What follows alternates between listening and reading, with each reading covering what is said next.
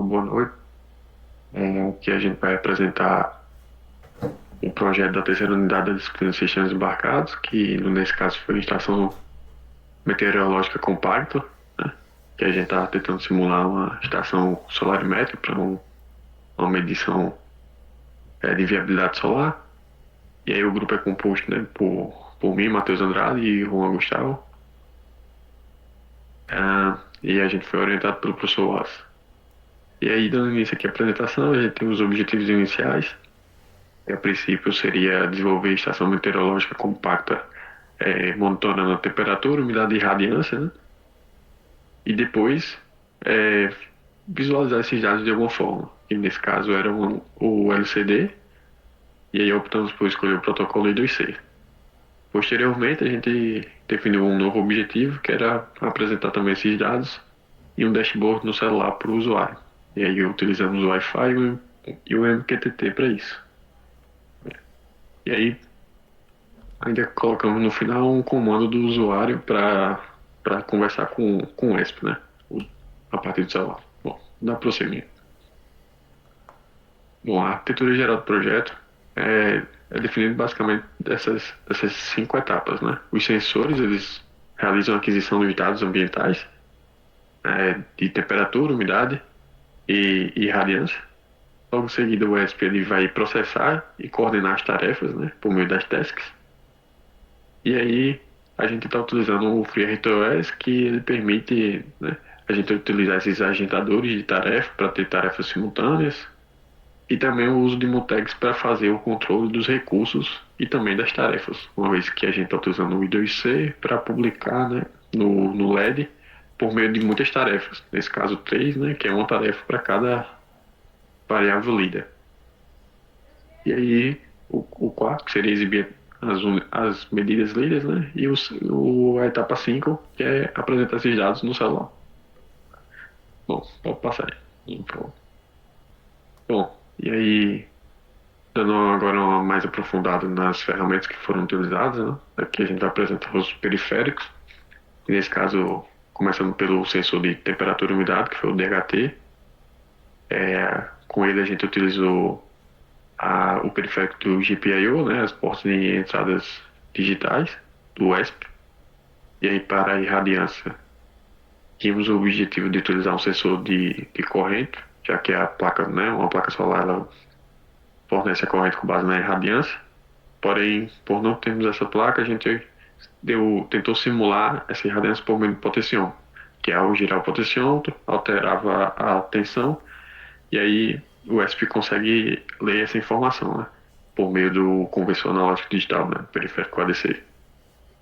E aí, para apresentar esses dados com o LCD, com o módulo I2C, então comunicação serial I2C, e também para apresentar esses dados de forma remota, o uso do Wi-Fi junto com o protocolo de comunicação MQTT. Sim. E aí, descrevendo um pouco mais das tarefas que foram feitas, a gente desenvolveu três tarefas, uma para cada variável que estava sendo lida pelos sensores, e dentro de cada tarefa é onde a gente chama as funções de escrita, tanto no LCD como no Wi-Fi.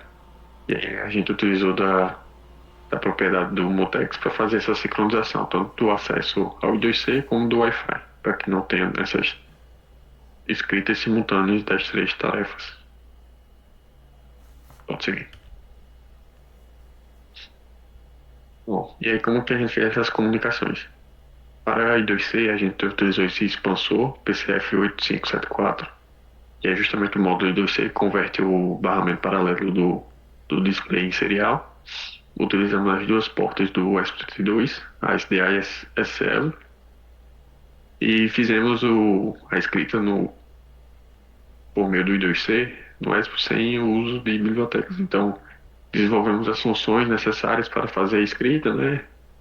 Mover o ponteiro, apagar e tudo mais. Pode seguir. Como o Juan já apresentou também na parte código.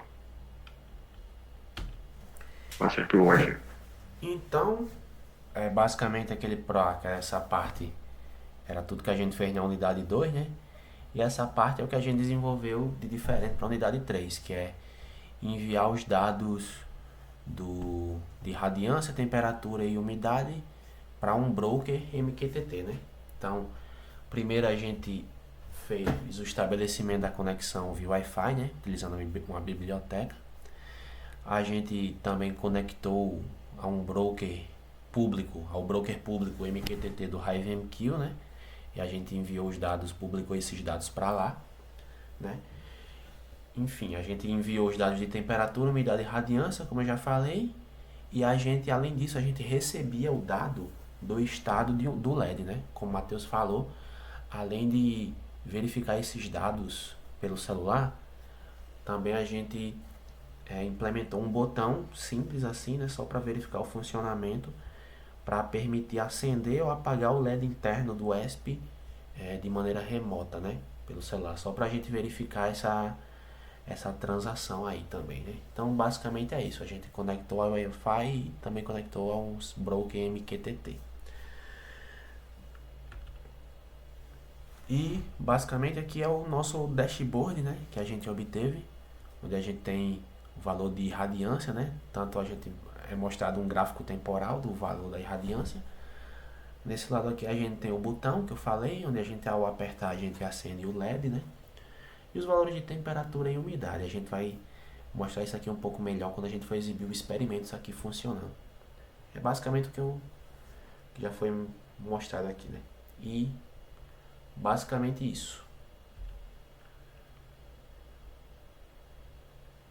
Para finalizar, né, os nossos resultados, a gente conseguiu observar um funcionamento do que foi proposto, né, de forma estável e bem contínua, uma vez que os dados que estavam sendo lidos pelo dashboard apresentavam ali valores corretos, né? A gente fez as simulações colocando algumas fontes de calor no sensor de temperatura e viu que de fato estava aumentando.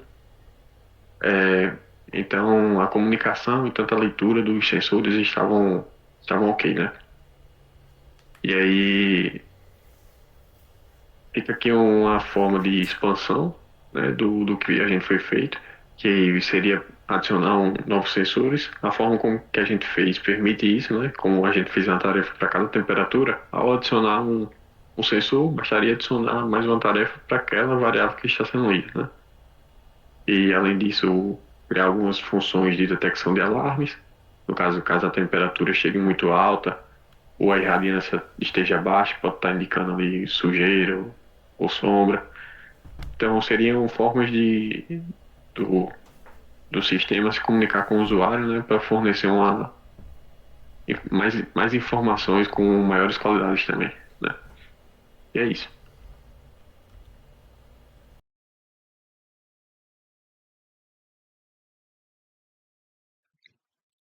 Então, vou explicar aqui agora é, como se estruturou o nosso código, né? Como já foi falado na primeira parte, a gente utilizou DHT, né, o sensor DHT, um display LCD, né? Então a gente utilizou algumas bibliotecas para fazer o controle desses dispositivos. Além disso, a gente também utilizou o ESP, o Wi-Fi do ESP, né? E o MQTT. Então a gente também precisou de algumas bibliotecas para isso. A primeira que está sendo mostrada aqui é a responsável por fazer a conexão do LCD, né? Que ele funciona por meio de uma comunicação paralela com o barramento I2C do ESP, que é um barramento serial, né? Ele funciona com comunicação serial. Além dessa biblioteca, a gente precisa, como também foi mencionado, né? Que a gente utilizou, um PCF 8475, que é um componente que justamente ele faz essa conversão física, essa conexão física entre o barramento I2C serial com um barramento paralelo de 16 pinos no caso, né? Que a gente utilizou um display de 16 pinos por 2. Então não tem muito que a gente falar sobre essa biblioteca, até porque a gente não mexeu nela muito, a gente utilizou ela bem padrão mesmo. Basicamente ela faz isso, né? Ela escreve, ela printa, ela inicia, né, que nem o LCD I2C init, né, que a gente usa para iniciar a biblioteca. Basicamente, ela que faz essa conexão, essa conversão aí do I2C para o LCD, né, ela faz essa conexão. A seguir, né, a gente vê a biblioteca do DHT. Nessa daqui, cabe a gente falar um pouco mais, porque a gente teve alguns probleminhas com ela. Basicamente, o DHT, ele funciona, o, como é que eu posso falar? É, a filosofia dele, digamos assim, é tudo baseado em tempo, né? Os sinais dela são sinais com, ela recebe as informações baseadas na duração de pulsos, né? Não é se o nível está alto ou se o nível está baixo, não. Então, basicamente, um bit 1 ou um bit 0 é baseado na duração de um pulso, né? E a gente estava tendo um problema que o nosso DHT, ele sempre enviava, ele ficava sempre em valor alto. Ela não baixava de valor, o pulso dela era contínuo no valor alto. E o DHT tem algumas verificações para isso, que, por exemplo, ele ficava preso aqui. Se o DHT tivesse muito tempo com um valor alto, se ele não variasse de valor, ele dava um timeout.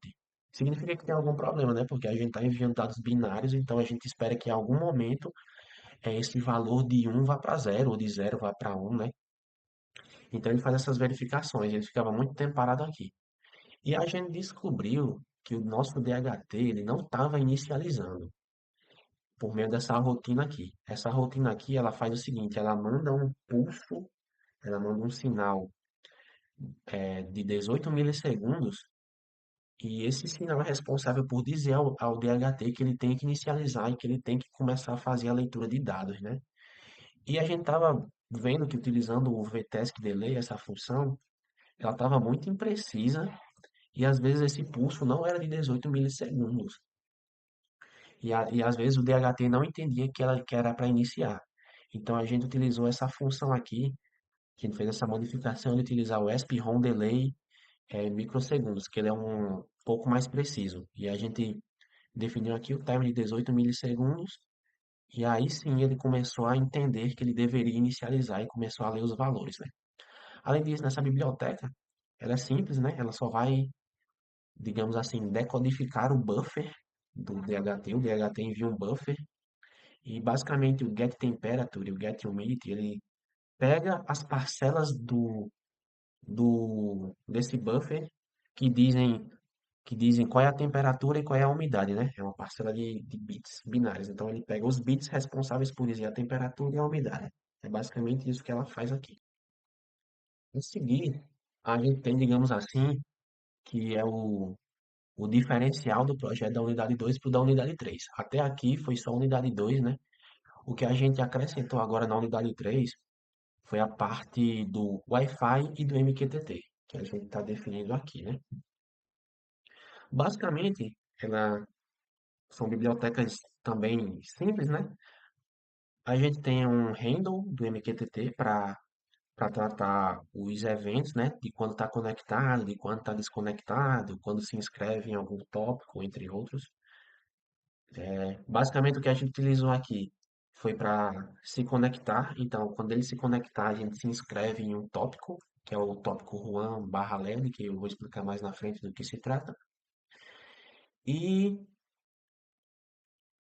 e no event data, né? Que é quando receber um dado, ele mostrar de qual tópico, e qual o valor desse dado ele está recebendo, né? O tópico Juan/LED que eu expliquei é o tópico responsável por receber o comando do LED, né? Que era um dos requisitos também da gente enviar um comando remoto, né, do nosso broker MQTT para acender o LED interno do nosso ESP. Então é o que isso é feito aqui. Eu estou enviando o valor do LED. Se o valor for ligar, eu acendo o LED. Se o valor que eu estou recebendo for desligar, eu apago o LED, né? Vocês podem ver que eu estou pegando o valor do Juan/LED, né? Que é o valor responsável por isso. Verificação de erro, que já é próprio da biblioteca, enfim. Aqui a gente tem o handle do Wi-Fi, que ele também trata trata eventos internos do Wi-Fi. Também a gente não mexeu muito nele. E a gente veio modificar um pouco essa biblioteca aqui. A gente tem a função Wi-Fi Star, né? Que é para iniciar o Wi-Fi como estação, né? Para ele se conectar a uma rede Wi-Fi. Essa configuração padrão dele, né? Aqui ele, aqui é onde a gente define o SSD, que é o nome da nossa rede, a senha e o método de autenticação, né? E a modificação que a gente fez aqui foi incluir o seguinte: se o Wi-Fi estiver conectado, né? Esse Wi-Fi Connected Bit tiver, tiver ok, né? Se o Wi-Fi tivesse conectado a uma rede, né? Que beleza? Aí ele vai conectar ao MQTT. Na verdade, ele vai chamar a função para se conectar ao MQTT, que é o MQTT App Start. Isso é para a gente não se conectar ao MQTT caso o Wi-Fi não tenha se conectado, né? Não faz sentido eu tentar se conectar a um broker MQTT se o Wi-Fi estiver desconectado, né? Ele nem conseguiria. Então é para a gente garantir que o Wi-Fi, que o MQTT só vai se conectar se o Wi-Fi estiver conectado primeiro. E aqui é a função, né, que eu falei aqui, MQTT App Start, ela está definida aqui o que é que ela faz. Basicamente é isso, ela vai se conectar a um broker pré-definido, que eu defini aqui, que no nosso caso foi o HiveMQ. Basicamente é isso. Aqui é onde a gente começa, e aqui é o fim das bibliotecas, né? E aqui é onde a gente definiu o nosso projeto de fato.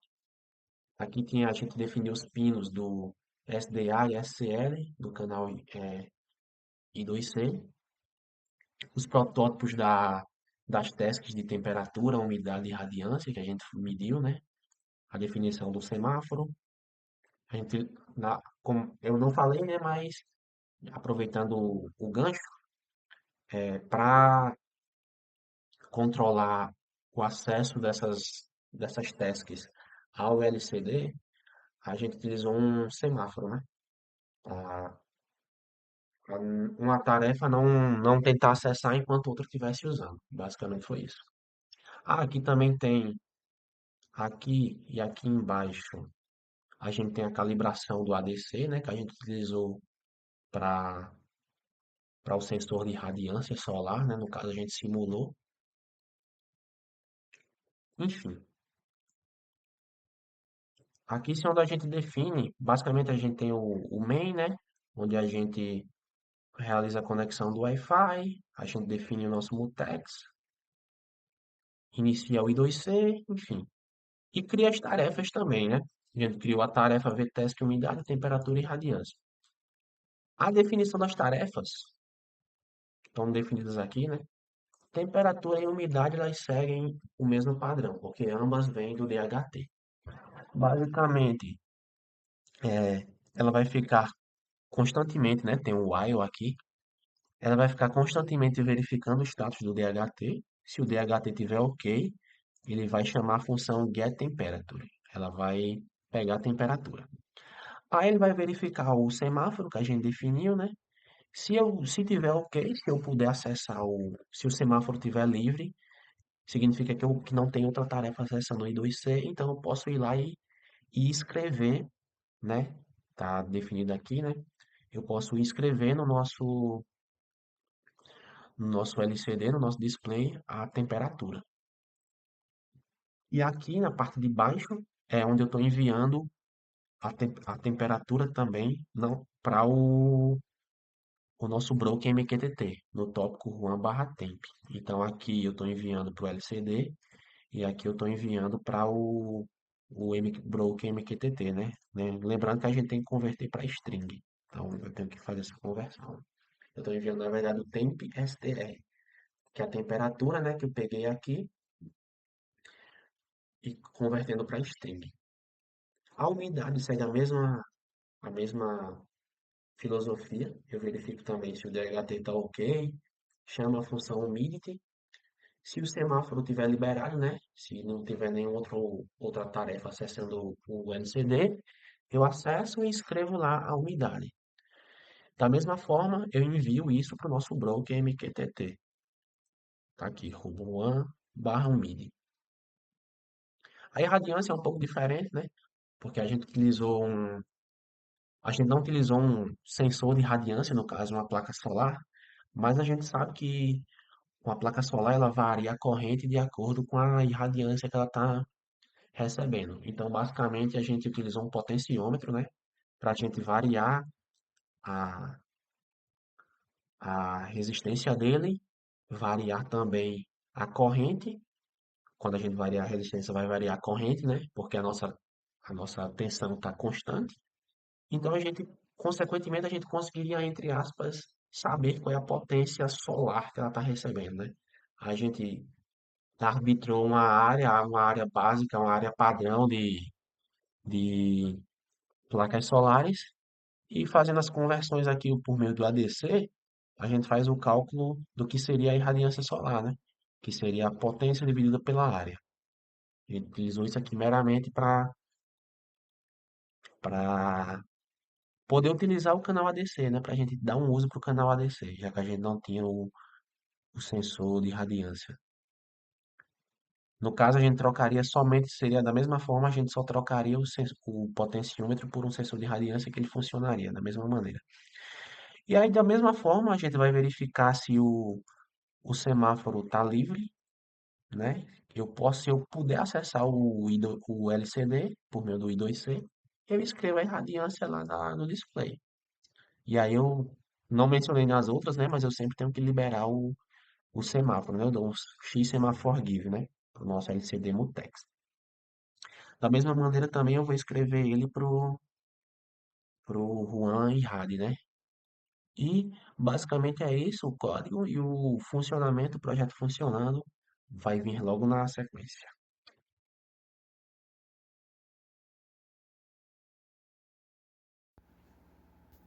Opa, boa noite, professor. Aqui é o grupo da Estação Solar Médica, Matheus Andrade e Juan Gustavo. Aqui a gente está mostrando o experimento, certo? O Juan está gravando um vídeo, eu estou aqui, vou apontar.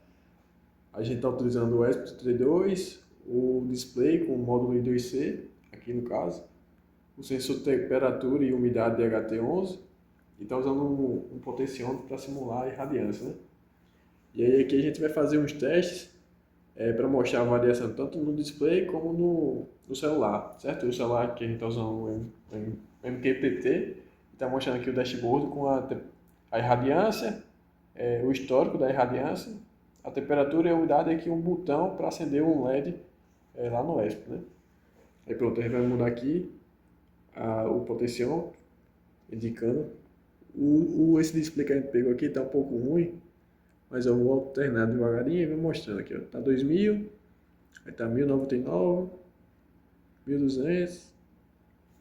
Aí mostra aqui no dashboard também, ó. Vou mexer aqui, parar. Eita, foi muito. Pronto, 1806 aqui no dashboard, aí vem aqui no display. 1806 também. Tá um pouco ruim de ver, mas é isso aí. Aí aqui a temperatura e a umidade tá um pouco mais difícil de testar, mas tá 25 e 48. Deixa eu ver aqui, se eu botar aqui esse ferro de solda aqui para ver se esquenta.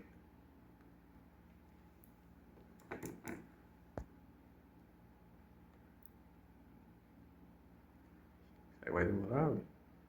Pronto, ó, o dashboard ali, ó, já foi para 26. Deixa eu chamar um tempinho aqui.